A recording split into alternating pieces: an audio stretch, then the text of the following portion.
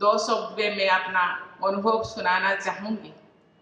मेरा जिंदगी एक बचपन तो अच्छा गांव में ही गुजरा।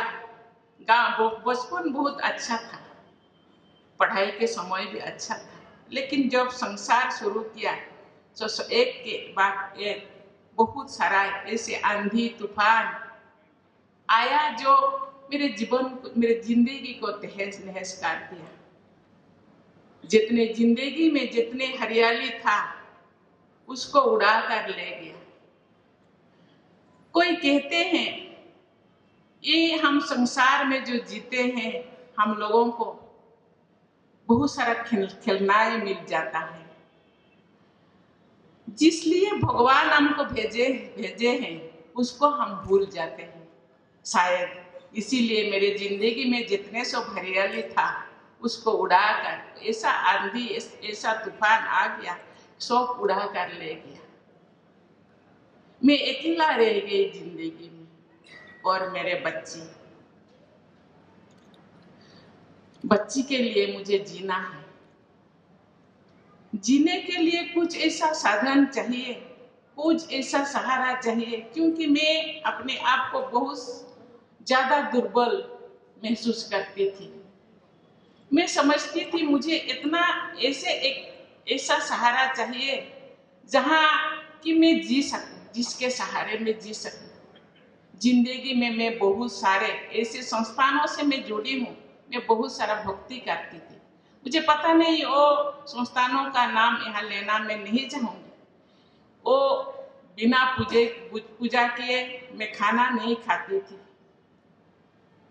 दिन रात कोई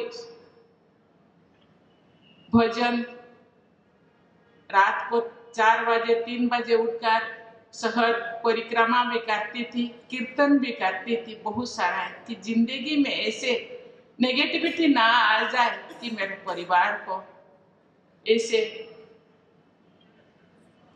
नजर ना लग जाए। लेकिन ये भक्ति शायद मेरा भक्ति इतना गहरा नहीं था, नेगेटिविटी शायद ज्यादा था। ये मेरा मन में ही शायद ऐसा गंदगी था जो पॉजिटिविटी मेरे जिंदगी में शायद नहीं आ सका। लेकिन कहते हैं ना, जिंदगी में जो चैलेंजेस को फेस करता है वो ही आगे बढ़ पाता है। मैं एक के बाद एक चैलेंजेस को फेस करते रही, और जो कौरव कहते हैं या विकार कहे या कोई भी कहे, जो नेगेटिविटी मेरे साथ लड़ते रहा, मैं तो लड़ती रही।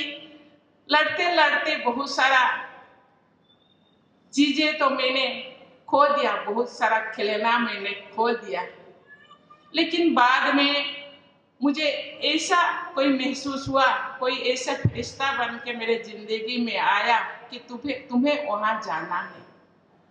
इसके पहले मुझे बहुत बार न्योता आया था, इनविटेशन आया था, तुमको तो वहीं पर जाना है, और वहां से वहीं पर तुमको बहुत सारा ज्ञान मिलेगा, तुमको ब्रह्मा कुमारी आश्रम के साथ जोड़ना है। मैंने बोला मेरे पास टाइम नहीं है। उस टाइम नहीं था।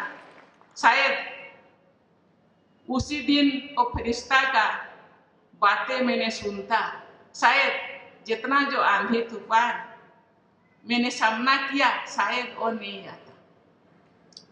लेकिन रिपेंट करने से क्या होगा? कहते हैं जिंदगी एक प्याज के तरह है, एक के बाद एक खोलो तो बाद में कुछ भी नहीं मिलेगा। कहते हैं जिंदगी एक कंघी तरह है, बाल सब सफेद हो जाने के बाद या सब गिर जाने के बाद उसका उपयोगिता हम के बारे में हम जान पाते हैं। मेरे जिंदगी में ऐसे ही हुआ बहुत सारे। इसीलिए मैं आश्रम गई। आश्रम ने मुझे 7 दिन का कोर्स मुझे करवाए, लेकिन कोर्स मुझे पता नहीं क्या वो पढ़ाते थे, मैं कुछ भी नहीं सुनती थी, मैं रोती थी। लेकिन रोने के बीच मुझे ऐसा मुरली सुनाया गया जहां बाबा कहते हैं भगवान को रोता हुआ चेहरा अच्छा नहीं लगता। भगवान को मुस्कुरा हुआ चेहरा अच्छा लगता है। कहते हैं बच्चे तुम जो इस धरती से जाओगे ना, लास्ट के टाइम तुमको तुम्हारे जो भी तस्वीर है ना तुमको डिस्प्ले किया जाएगा। तो जो तुम जो देखोगे ना जाते समय, ये रोता हुआ चेहरा तुमको तो अच्छा नहीं लगेगा ना। मैंने सोचा सही बात नहीं। उस दिन से मैं कभी नहीं, आंखों से कभी नहीं आंसू बहाया। उस दिन से मैंने अपने आप को चट्टान से सारा महसूस किया। और रोज 3:30 बजे, क्योंकि ये तो कोई भी सैक्रिफाइस करना पड़ता है। अब सैक्रिफाइस करने के बिना कहते हैं ना, कष्ट नहीं करने से कुछ ना भी नहीं मिलेंगे। ओके, मुझे बहन जी ने बोले, सुप्रिया बहन जी ने, आपको 3:30 बजे उठना होगा। और कहते हैं 3:30 बजे ब्रह्म मुहूर्त होता है, जहाँ ब्रह्मा के शरीर में परमपिता परमात्मा ने धरती पे आते हैं और अपने बच्चों को आशीर्वाद देते हैं। मैं पहले से ही तो ऐसे आदत में बनाई थी कि मैं 4 बजे उठ जाती थी, लेकिन मुझे 3:30 बजे उठने का आदत मैंने बना दिया। कभी कभी दिन में मैं जो रास्ते पे हूँ, कभी कभी दिन भर बहुत सारा प्रोग्राम रहता है तो मैं तैयार हो जाती हूँ। फिर भी कभी कभी रात को 2 बजे, कभी कभी 1 बजे आती थी। फिर भी 3:30 बजे कोई ना कोई मुझे कहते हैं, अरे उठो, टाइम हो गया है। मैं उठती थी। अभी भी वही अभ्यास है। जितने भी मैं टायर्ड दिन में होती हूँ, फिर भी मुझे लगता है कोई ना कोई मुझे ऐसे आते हैं कि उठो, हो गया है टाइम। मैं उठ जाती हूँ और भगवान से बातें करती हूँ। ये जितने भी आज मैं यहीं पे हूँ, बाबा कहते हैं भगवान के बच्चे जंगल में रहे या कोई भी कहाँ पे भी रहे, वो अपने बच्चों को चुन लेता है। मुझे लगता है भगवान ने मुझे चुना है। भगवान के बच्चे कहाँ पर भी रहे, अपने बच्चों को मैं एक संस्था में रहती थी, वहाँ पढ़ाती थी। उन्होंने वहाँ एक प्रिंसिपल रहते तो उन्होंने कहा भगवान के बच्चों को ना थप्पड़ मार के अपने तरफ वो खिंचा लेते हैं। बार बार कोई ना कोई इंडिकेशन देते हैं, बच्चे नहीं सुनते हैं तो वो अपने बाल पकड़ के खींच के वो अपने ओर ले जाते हैं। मुझे लगता है बहुत सारा थप्पड़ खाने के बाद मैं सीधे रास्ते पे आई। इसीलिए मैं कहना चाहूंगी, हम जब ठंडा के दिन गर्म कपड़ा पहनते हैं, बारिश से अपने आप को सुरक्षित करने के लिए घर बनाते हैं, धूप के दिन समर के सीजन में हम छाता लेते हैं, पाँव पे चप्पल लेते हैं। इसी तरह जिंदगी में इतने सारा परेशानी, इतने सारा जो तूफाने आती है, उससे अपने आप को सुरक्षित करने के लिए भगवान का शरण लेना उचित है, क्योंकि वो दिशा दिखाते हैं, रास्ता दिखाते हैं, सही गलत का फर्क वो कहते हैं। बाबा कहते हैं तुम्हारे अंदर बहुत सारा क्वालिटी है, बहुत सारा शक्तियां हैं, उसी शक्ति को लाना होगा। ये अपने आप नहीं होगा, इसके लिए आपको कोशिश करना पड़ेगा।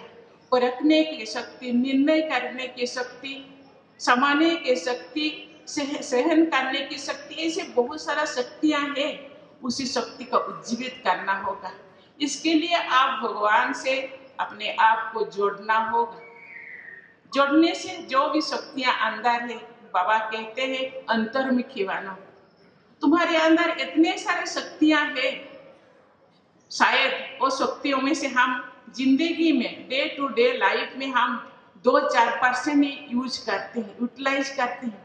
बाकी जो % वो अंदर ही रह जाता है और जिंदगी साथ ही खत्म हो जाता है। इसलिए उस शक्ति को बाहर आने के लिए, बाहर लाने के लिए तो भगवान से अपने आप को जोड़ना होगा। वो अंदर जो शक्तियां हो है, और भगवान बहुत सारा ज्ञान रोज मुरली के आधार पे और बहुत सारा मैगजीन पे आधार पे वो ज्ञान सिखाते हैं। ज्ञान तो हम बहुत सारा पढ़ते हैं, दूसरे किताबों में भी पढ़ते हैं। वो ज्ञान पढ़ने से नहीं होगा, वो जिंदगी में यूज कर, जो ज्ञान आप सीखे उसको यूज करना है अपने ऊपर और दूसरों के ऊपर, दूसरों को भी सिखाना है। कहते हैं अभी अपना नरेंद्र मोदी जी भी कहते हैं स्मार्ट बनो। स्मार्ट अकेला बनने से नहीं होगा, स्मार्ट बनाना है सबको। बाबा कहते हैं ये तुम विश्व कल्याणकारी बनो। विश्व कल्याणकारी बनने के लिए अपने आप को सशक्त करो।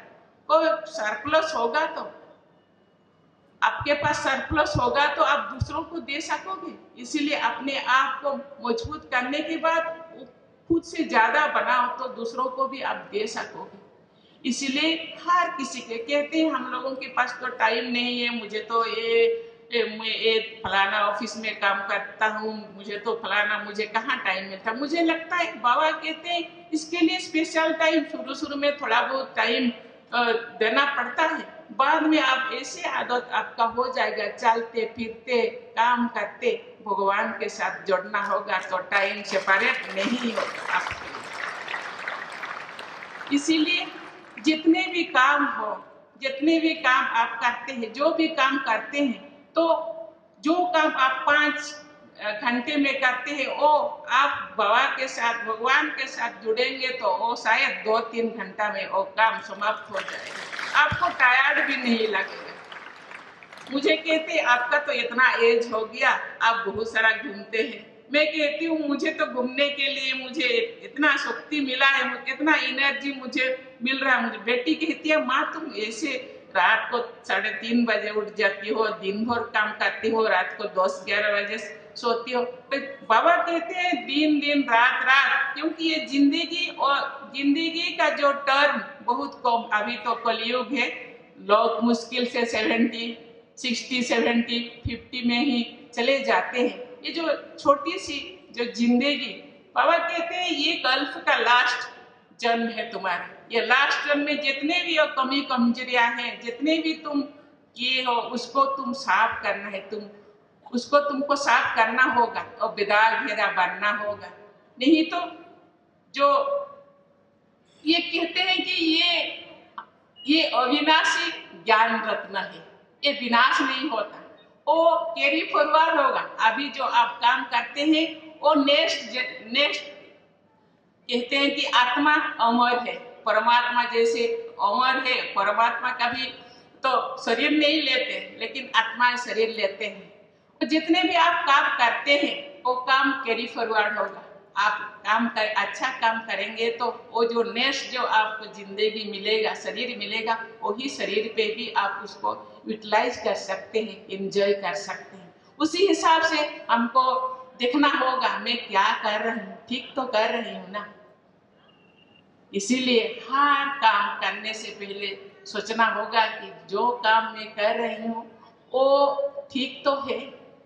इसीलिए ठीक काम करना और इन फ्यूचर के लिए, जैसे अपने लौकिक फ्यूचर को सुरक्षित करने के लिए अपने बहुत सारे डिपॉजिट हम करते हैं, रुपया पैसा क्या क्या सब फ्यूचर के लिए हम रखते हैं। ऐसे ही ये जो आत्मा ये तो अमर है, बार बार शरीर लेकर ये धरती पे आते हैं। तो इसीलिए अभी हम अपना काम को ठीक करना है और अपना फ्यूचर को सुरक्षित करना है। ऐसे तो बहुत सारा, ये तो गीता ज्ञान, ये तो कहते हैं ये ज्ञान इतना है कि मैं तो छोटी सी बच्ची हूँ, मैं इतना नहीं कह पाऊंगी, ये बोलने से भी दिन रात खत्म हो जाएगा। ये तो बहन जी तो मैं सुनती रहती हूँ, उनको इतना अच्छा वो बोलते हैं। गीता ज्ञान इतने सरलता से, इतने सहजता से, और प्रैक्टिकल लाइफ जो गीता ज्ञान तो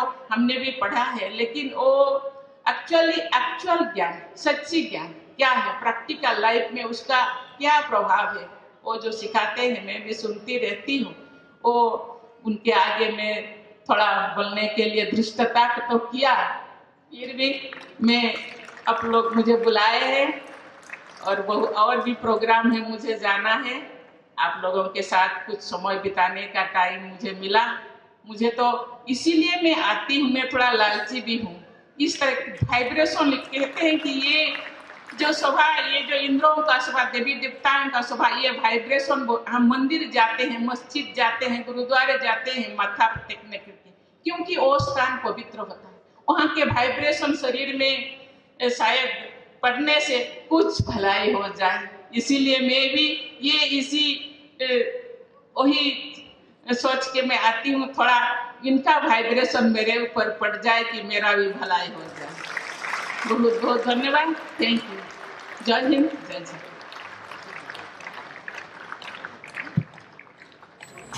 बहुत बहुत धन्यवाद।